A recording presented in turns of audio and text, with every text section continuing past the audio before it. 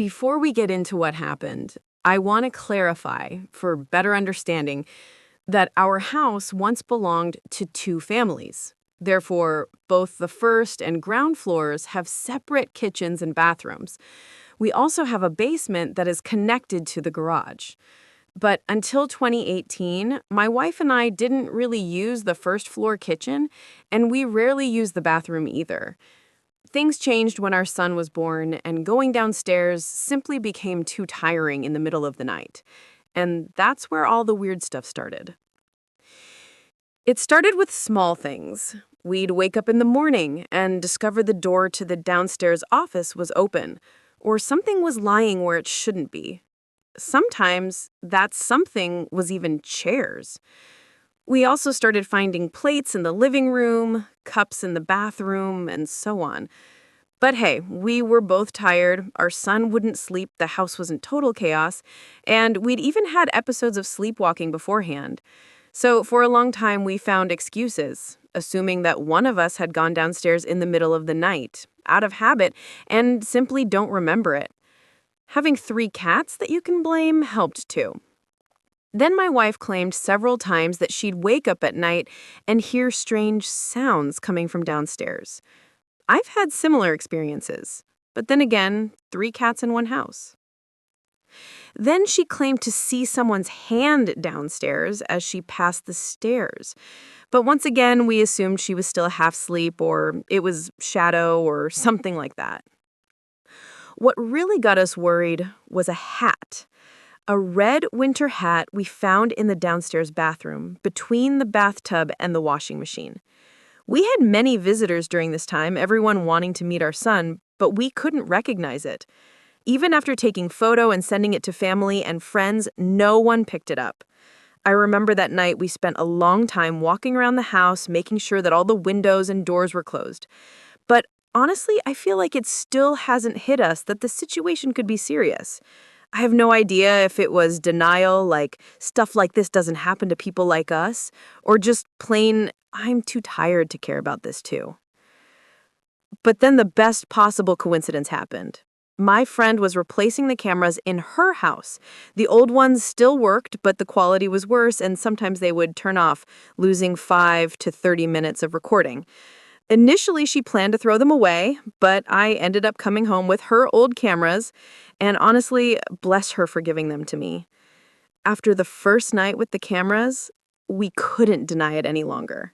We had to call the police. 3 people, 2 men and a woman, entered our house through the basement around midnight and spent time on the ground floor. One man and woman looked young, maybe in their early 20s. He had many tattoos on both hands. She had long hair and a braid and wore a dress. She came with a large gym bag. The other man looked older, must have been around 40 and was tall and muscular. Let me put it this way. He alone could have knocked out both me and my wife. And while the other 2 were just hanging out in our house, this man went up to the first floor.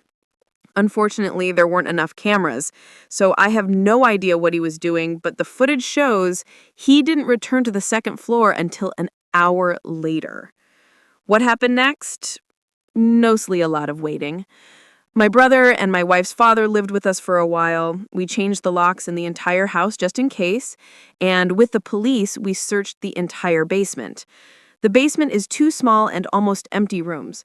There's 1 window, but only a cat could squeeze through it, and it's covered with grates, which finally led to the garage. And that's how my wife and I found out our garage was unlocked.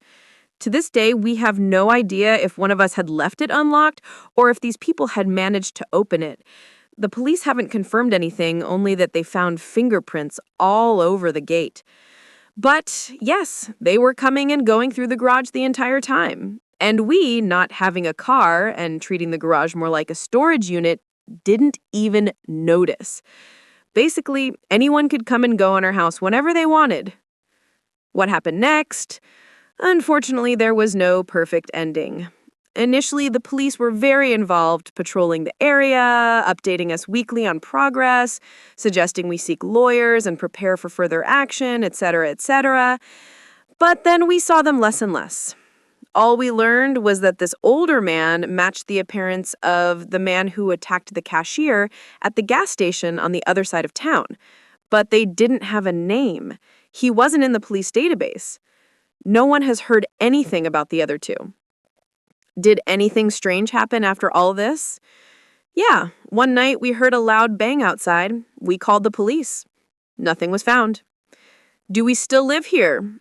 Yes, but over the years, we've replaced all the doors and windows. The basement is completely locked at night. We have motion sensors and more cameras, and our 3 cats have been joined by a big dog. What about our cats in all this mess?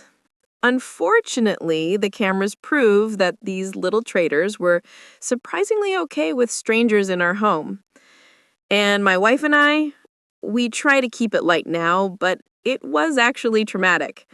We both went through a lot of what-if scenarios, thinking about all the situations in which we could accidentally go downstairs and meet these people. For a long time, my wife was afraid to go downstairs alone. Honestly, same. The fact that we had a small child only added to the guilt. But it's better now.